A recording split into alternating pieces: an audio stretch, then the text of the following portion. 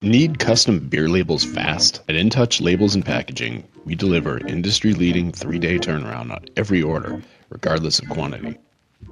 We carry a wide assortment of die-cut templates in standard and custom shapes and sizes. With a combination of top-of-the-line machines and experienced operators, InTouch can pump out an astonishing quantity of custom labels quickly. Our competitive pricing means you get top quality labels without breaking the bank. Need help? Our top tier customer service is here to assist you every step of the way. So why wait? Get your custom labels with lightning fast 3-day turnaround and unbeatable service at InTouch Labels and Packaging, where your brand gets the attention it deserves.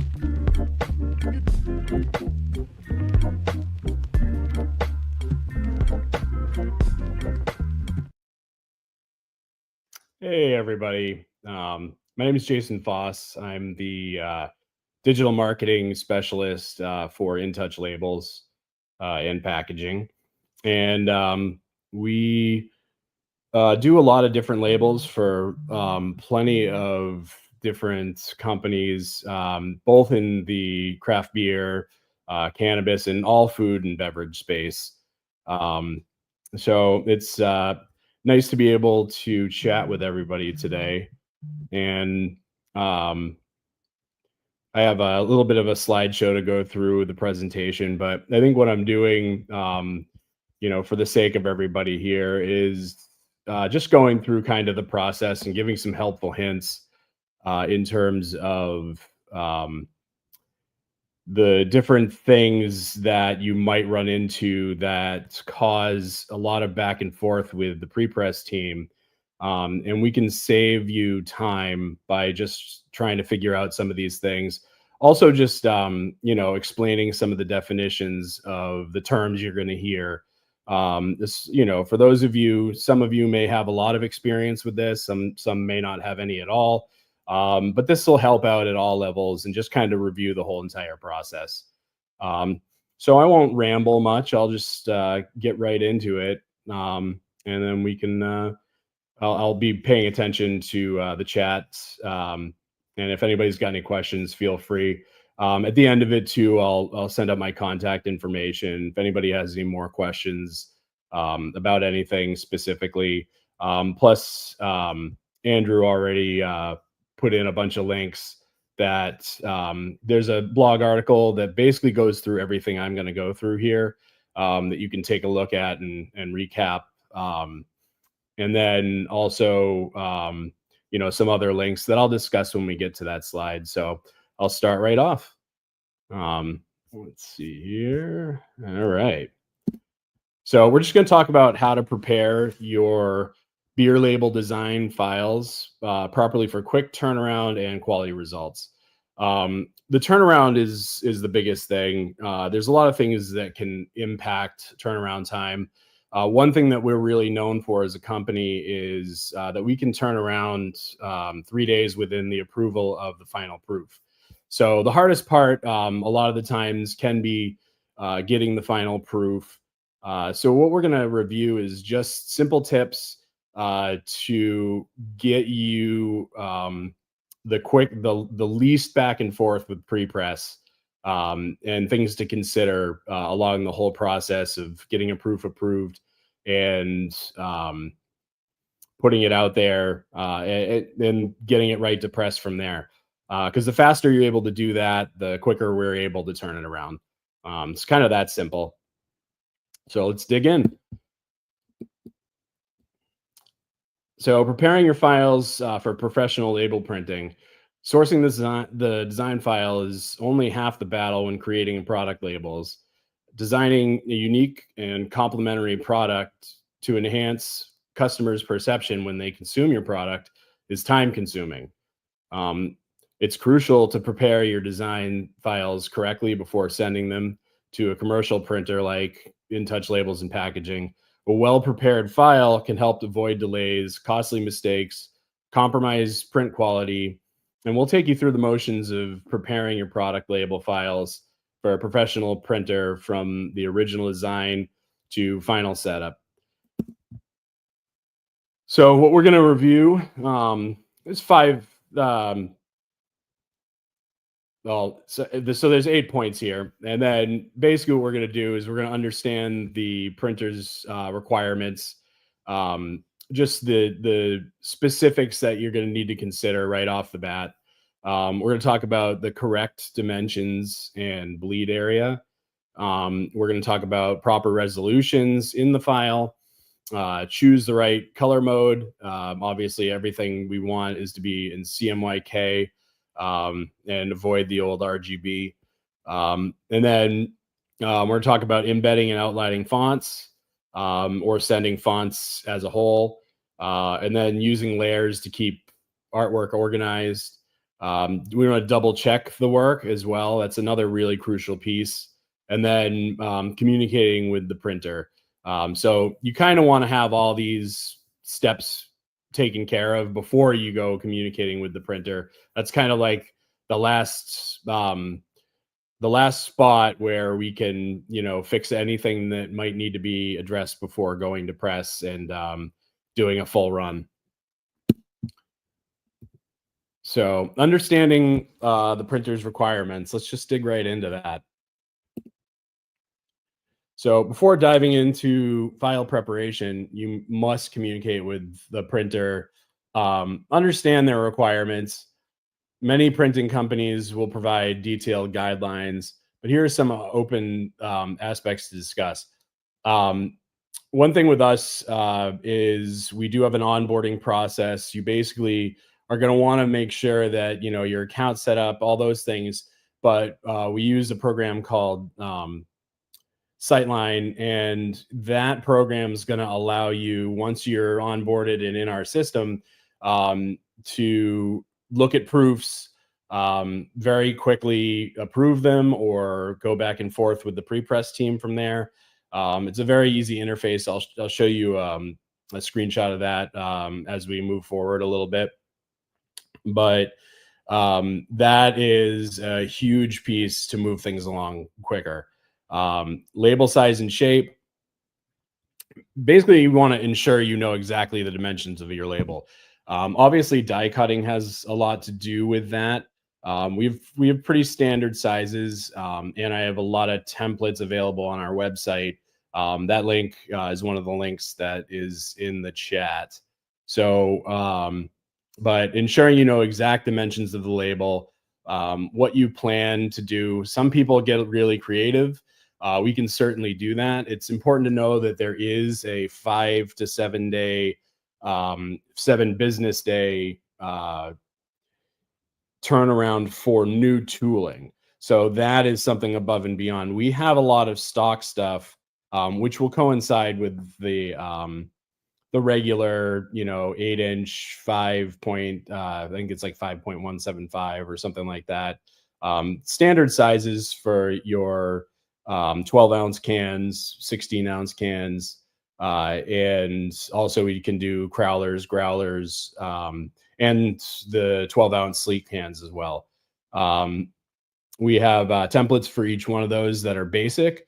You can do custom tooling. There's some pretty funky designs that have gone on that really tell a cool story. So if you can think of something like that, we can definitely handle it. It'll just take a little bit longer because we have to order custom tooling. We do use a laser die cutting machine, so we can do custom runs, but that's better used for small runs to try something like a one-off small batch type thing.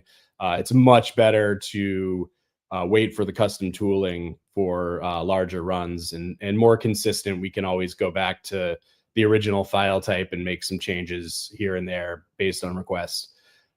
So size and shape is important. The material type, just understanding the different materials.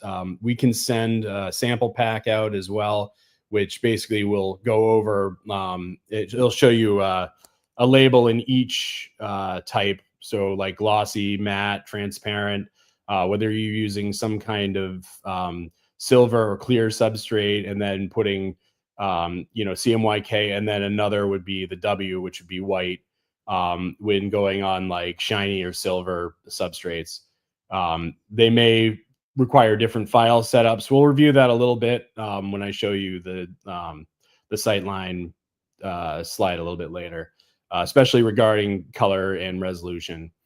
Next, just the cutting method as a whole. If you are ordering the custom shaped labels, as I mentioned, ask if the printer uses die cutting. Other methods will affect how you prepare your files. We do have a wide variety of custom laser die cut templates, as well as traditional, which are the better when doing large runs and repeat stuff. You're going to want to have the traditional die cut, as I said before. So for which to choose, selecting one from our archive will save you time and money. And then quantity, knowing how many labels you need to affect the layout. It can affect the layout of your design file, especially if you're printing multiple labels per sheet. Most of the time, it's one or two, or, you do like up to 4 per sheet, but it really just depends on the size and the custom tooling. So moving on from there, selecting correct dimensions and bleed area. So understanding what the bleed area is important. Basically, there's going to be a magenta line, which represents the cut area. So it won't be seen in the actual print, and that is where it's going to be. The bleed is generally at least 1.25 inches or an eighth of an inch to the side of the label, and that bleed is where it extends beyond the cut line so that the design can go from there. So the design will get cut off where the magenta line is on the templates. So basically, you would need to know, obviously, your label dimensions. You want to work within the actual size of it. You don't want to be too large. You don't want it to be too small. If it's the actual size of the file, then that'll translate. Anytime you're working with any type of imagery, you don't want to, unless it's vector, you don't want to try and scale up. You always want to scale down. So working with a large image, you don't want to ever try and expand it. And we do have tools that can make some of that work, but it's going to pixelate every time if you try to bring an image and enlarge it versus trying to shrink it. So just keep that in mind, and definitely don't ever use images that you get from just an internet search. I think it's important to either generate your own image, whether it's artwork from a graphic designer or, imagery as a whole. Anything that's photograph needs to be high resolution and fit within the space that you've allotted. So that's more about the design itself. Talked about the bleed area. Also, the trim line, indicate the trim line where the printer will cut. The line should be at the original label size. So if you want, say, like a 3x2 situation, then that's where everything that you want is placed inside the bleed area. The bleed area is going to get cut out. So just remember that when placing your image where you want it. So now we'll talk about just using the proper resolution in your file. I'm going to take a quick look at any of the chat. All right, good stuff. And switch it up. So one thing that's really important is the DPI. And now is a conversation where you want to use the proper programs, especially if you're DIYing these things as opposed to using a graphic designer. Your graphic designer is going to understand this, but a lot of people that may want to do their own labels, especially when they're first getting started, that is going to be 300 DPI is the resolution you're looking at. When you open up either Adobe Photoshop or Adobe Illustrator, it'll ask you that question when you're starting a new file. So always 300 DPI is the answer to that. Not to be mistaken for the 72 DPI, which is what comes up for screens. So when you're trying to do something to be on a website or content for your socials, that is 72 is fine for that. But everything that we work with is going to be 300. Resolution is it's the sharpness and clarity of the design as a whole. So when preparing label file for professional printing, it's essential to use a resolution high enough to ensure the design, that the prints are clear and they're crisp as you intend them. So resolution, as I said, was 300 DPI, which is dots per inch. And it is standard for all high quality printing. So anything that you ever print, whether it's, posters, coasters, any of those things, if you want it to stay sharp and get the resolution, it needs to be in the 300 DPI. You also want to avoid the low resolution images. Make sure that they're that whenever possible, lower resolution and 72 DPI. Label images will always appear pixelated or blurry when printed, if they're brought in at 72 DPI. So yeah, moving on. Choosing the right color mode, really important. I can't stress it enough. CMYK all day. So basically, you're talking, this is the layers of the design and the different colors that are printed when your label is printed to the substrate that it's on. So all of the color comes from the CMY, and then the K is the black that goes on the rest of it. So most printers use all CMYK. Some can handle RGB. Highly not recommended. Definitely do not submit files with RGB. Always avoid that. It's another thing that when you open up the programs and you're starting a new file, will be a selection there. So just always remember to select CMYK. You can also drop down a little bit and change it if you didn't start it that way, but it's also going to change the colors.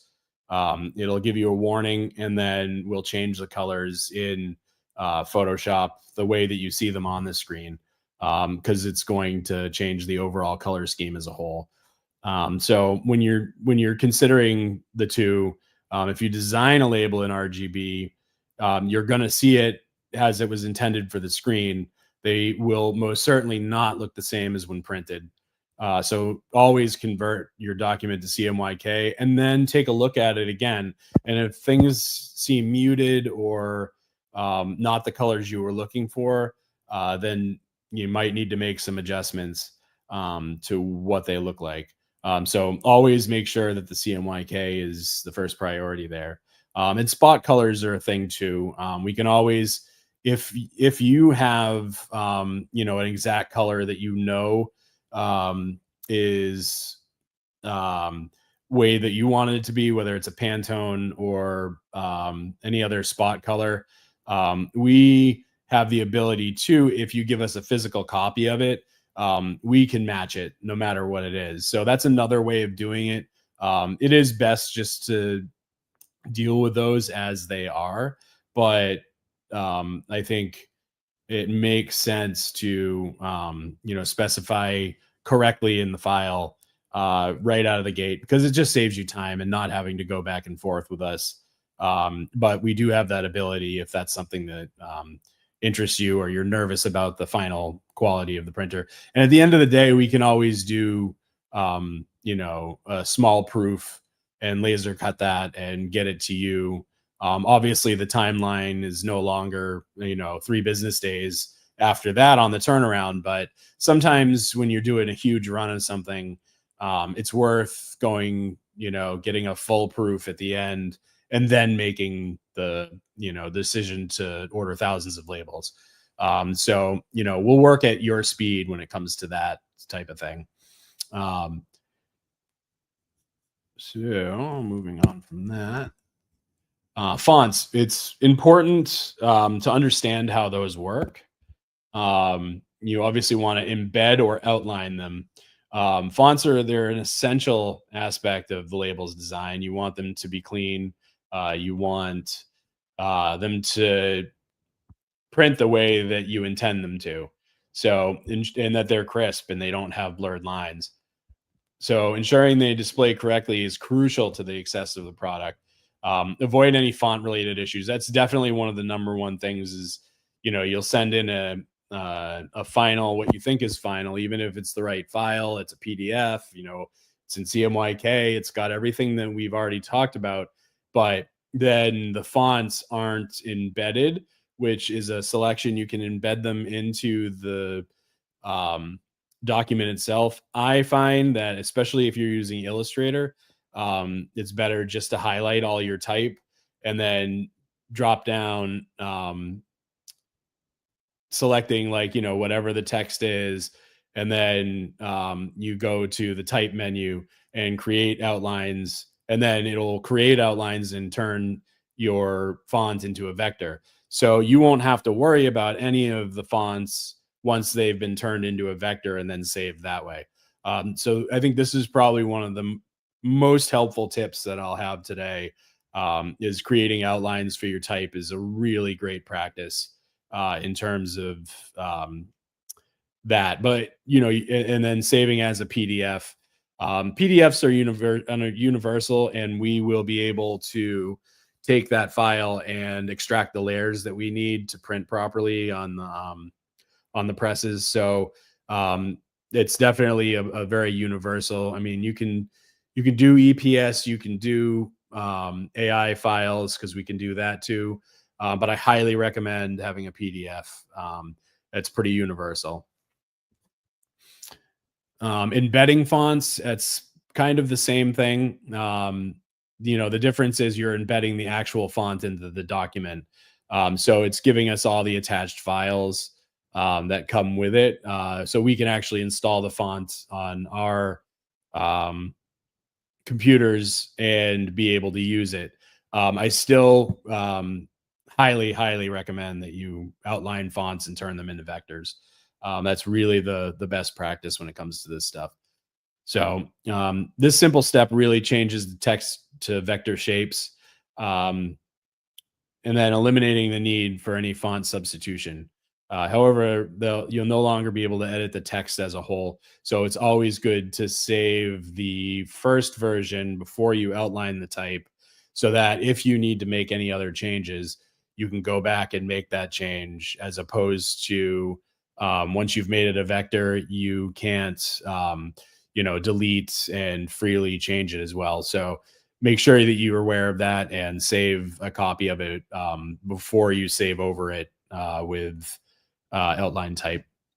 So those are pretty good recommendations there based on a lot of the work I've done over time. For this, it really makes a ton of sense to work with layers. This is where the conversation of Canva, Adobe Creative Cloud Express, these aren't the best. I highly recommend not using them to do any type of label work. You really want to be in Photoshop, in Illustrator. I would say those are the best two programs to be using for it, mainly because both of them are very layer based, and you want to be able to manage every layer as a whole. So for more complex designs, especially if you're working with illustrations, multiple elements, keeping your files organized will help you and the printer to be able to keep those things going. So I think it's really important to go from there. Layers as a whole, separate elements, background, text, images, using layers to make it easier to edit specific parts of the design later, and will help the printer if any changes are needed. Artwork placement. ensure all essential elements like text, logos are all in the safe zone, um, and the area remaining on the label after trimming. Um, Avoid placing crucial information too close to the edges. This kind of goes back to where um, the the cut lines and bleed space are. You want to make sure that you give it a good amount of clearance because you don't want to cut off any of those important pieces. But managing it with the layers makes it easy because if there are other things that need to be spaced out, um, they can be addressed through layers, and we can actually edit them and help you fix anything once you're ready to go to uh, the the phase where we have final proofs for you to take a look at. Save your files in the right format. So this is really important because you don't want to give us a JPEG or a PNG. PDF's very universal. But once your design's complete and organized, it's time to save. Send your files to us. Different printers may have specific file format preferences, but this list will give you the most commonly accepted. I can't stress enough that PDFs are the best one, just because we know they're universal. We'll be able to use them for whatever, and preserves the fonts, images, and vector elements. Once again, you want to make sure you address the font or embed it into that file. Ensure the fonts are embeddable and the images are high resolution at 300 dpi. A PDF's easy for printers to handle and ensures your file will be the same across different systems. AI or EPS also work. Those two are vector based. So Adobe Illustrator or encapsulated PostScript, which is what EPS stands for. The files are standard formats for vector artwork. Vector files can be resized without losing quality, preserve layer information, making them great for designs that include logos or illustrations. And in terms of imagery, like whether it's a photo, whether it's a other hold on one second. I'm gonna yeah, that's fine. So PDFs and or TIFFs and PNGs, this really comes into having high fidelity in your pictures, any type of imagery that you use. TIFF is a great one. PNG is, but you want to make sure that you don't resize those things. So you don't want to drag it and try to make it bigger at any point in time, because if you do that, it's always 100 out of 100% of the time is going to be blurry in the final artwork. So here's something that's really important too. There's a lot of different pieces that, compliance, obviously, with your state, other typos that might happen. Having a second person, an extra set of eyes to double check your work is huge. So really just, lean on a teammate, let them take a look at it before you send things off. At the end of the day, we have to trust what the words are on the document itself. And there's a proofing team. They'll take a look. We'll scan it, but at the end of the day, it is your responsibility. And if there's a typo, that's a whole entire press run that you'll be responsible for paying for, that will have to be replaced. So definitely don't want to do that. But having a system where we're doing that is really important. Before sending your files to the printer, address everything on this checklist. So I actually, the links to a blog that I wrote for all of this are in the chat as well. So definitely take advantage of that, save that link, look back to it. just to reference this chat. But a fresh set of eyes will sometimes unearth the one thing you missed when proofreading. Sometimes you spend a lot of time working on these things and you just get lost in the mire of it at the end. When you're on the home stretch, you just need somebody to take a look with a fresh set of eyes and actually check it out for you. Creating a system where another person needs or two, sometimes having a document where maybe 2 or even 3 people need to sign off on it before you send it is a great protocol to ensure that these things don't get messed up. Creating a system so have them sign off on the accuracy. It'll help you ensure everything will be correct. Proofread all text. So all the small prints, don't assume that it's going to be correct, because you never know if you added a letter or potentially misspelled something and you really just don't want to have to go back to it. Have them check colors, make sure the colors match the brand, and they look as intended. And that they are another opportunity to make sure they're in CMYK and ask that question. Have them review the bleed and the margins. Obviously, we talked about that already, but this is another chance to just double check that. Make sure the bleed area extends beyond the trim line. So that magenta line is where the cut's going to happen. So anything that is close to it could possibly get cut off. And you don't want to cut off text, any important text or anything else. The bleed's there just to have the image extend and be able to go right to the end of the line where it gets cut, and no critical elements are too close to the edges. And then do a test print. I mean, you're not going to get the type of resolution that you're going to get in a printer, but if there's anything really glaring, it'll probably show on a sample that you do from your home printer or your office printer. Whether it's, the layout, text size, overall aesthetics, because then you at least have a good idea that you're happy with your design. So that's really important when you're double checking everything. And the last step is communicating with the printer. We're able to communicate with us, and most print companies do the same thing. But communicating with them before submitting files, chat with the printer, make sure everything's in order. Provide information about the print run, including material choice, finish, matte, glossy, high clarity, and quantities too. Especially when doing large runs, you want to be 100% sure that this is going to come out the way that you want it.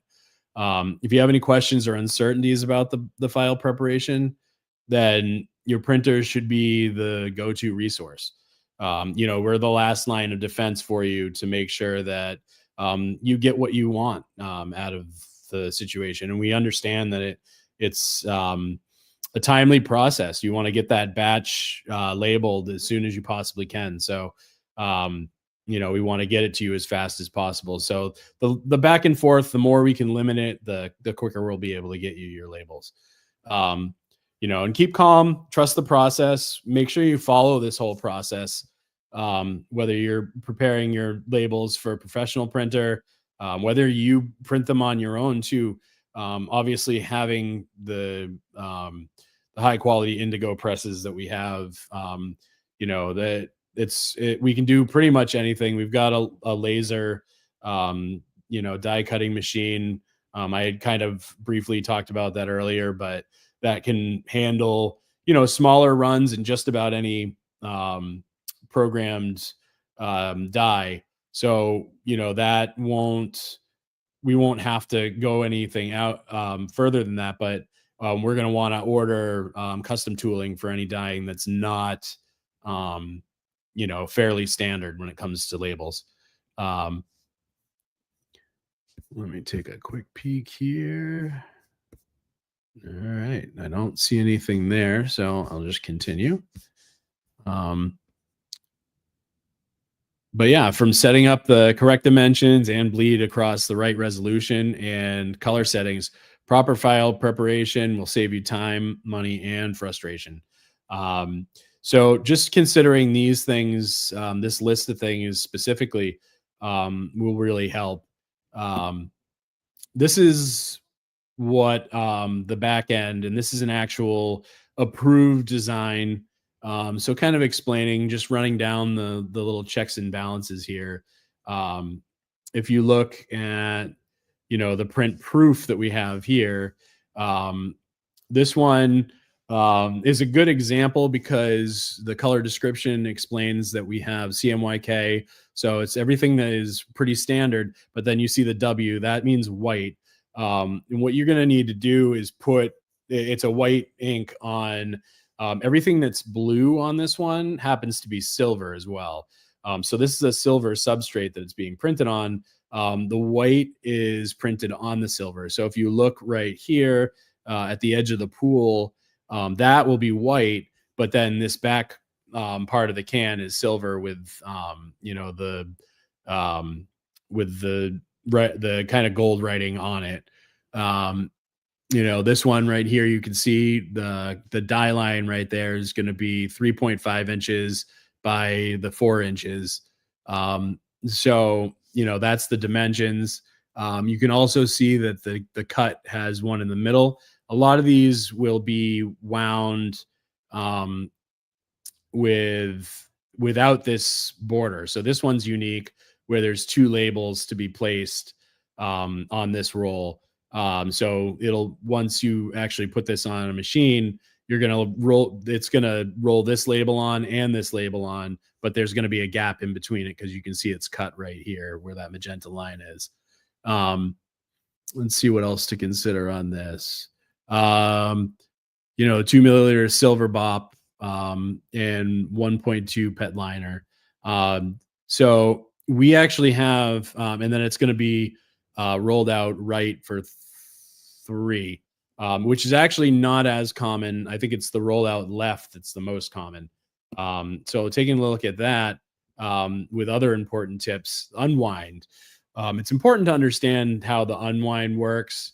I would say that number 4, which is not the one that you just saw, was number 3. So that was right side of copy, dispenses first. Basically, it's whatever machine you're working with. A lot of people don't necessarily have canning label machines at their brewery. If they do, that's great. But you know which is which, so you want to always make sure that you order the right way. We have all 8 of these options. But the most common are the right side of copy, dispenses first, and left side of copy, and then it unwinds. There's other options here, but those 2 are probably the most common that have to do with machines.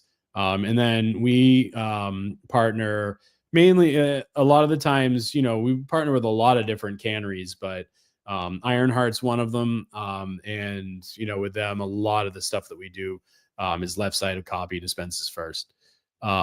So explaining a little bit more, the word BOP, you're going to hear that a lot. What that actually stands for is biaxially oriented polypropylene. It's a thermoplastic polymer. So basically it's just a fancy word for sticker.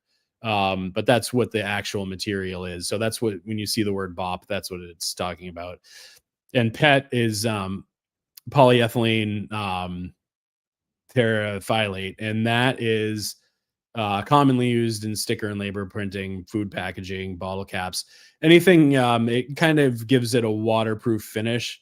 So when you're taking your cans and you're putting them in ice baths, then the label's not gonna, soak up and peel off on you. And then another really important tip, when you have to have barcodes, QR codes, any other type of code on your label, it is best to have a white background. So especially when dealing with any of the silvery or shiny substrates, that barcode will most likely not work if you don't put a white layer behind it. So make sure that that's accounted for in your design. We talked about the online chart. Most common, yeah. So, and the 2 most common with what they are. So that's pretty much, the gist of everything there. That talks about pretty much, everything from soup to nuts. of what your label should look like. Um, and Yeah, I can open it up for some questions here. I will also stick my email address in the but these are the links that I put in the chat to begin with. So how to prepare your files for professional labels. So everything I just went over is in this blog article. So that's what that link is. With the Avery label file templates, we are an Avery company. We're located in Chelmsford, Massachusetts. But what we have are templates for that we have in stock dies for. So any of those templates can be grabbed for free off of our website at that link. Um, in terms of Ironheart Canning, they have canning operation lines, across the country.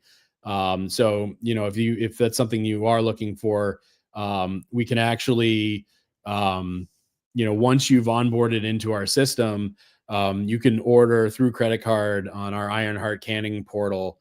So that's what that link is there. It's specific to Ironheart customers, and you get preferred pricing for that as well. And then we also have a sample pack of, I believe it's like 16 different substrates. So all the options that you can consider when ordering labels, just go to this link right here and fill out the form. We'll send you, a free sample pack of all the different choices that you have. So just all cool little things that we can do for you. And let's see. Thank you for your time. Any questions? I'm going to open that up now and just kind of pay attention. I can go back into this as well and review some things or talk about it.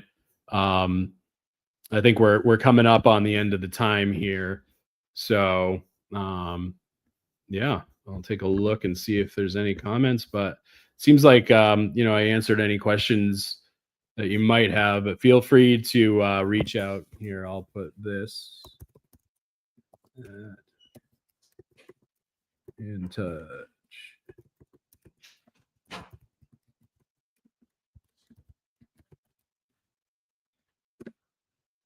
All right, that's my my email.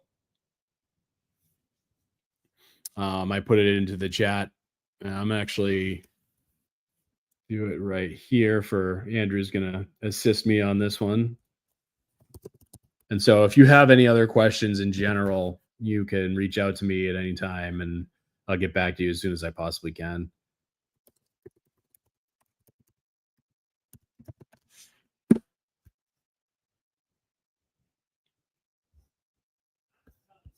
All right.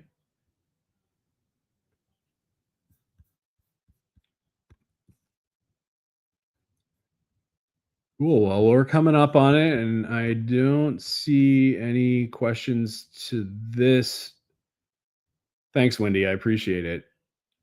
Yeah, and any questions any of you have, or if I can help you in any way, that's what I'm here for. So, feel free to reach out, and I'll get you in touch with the right people. Thanks so much for everybody's attention today. And yeah, it's way cooler. It's kind of fun to be able to talk about this stuff, like this. And definitely it's a lot less nerve wracking than actually seeing everybody in front of you. But yeah, this is a pretty cool platform, and I'll definitely do this again at some point.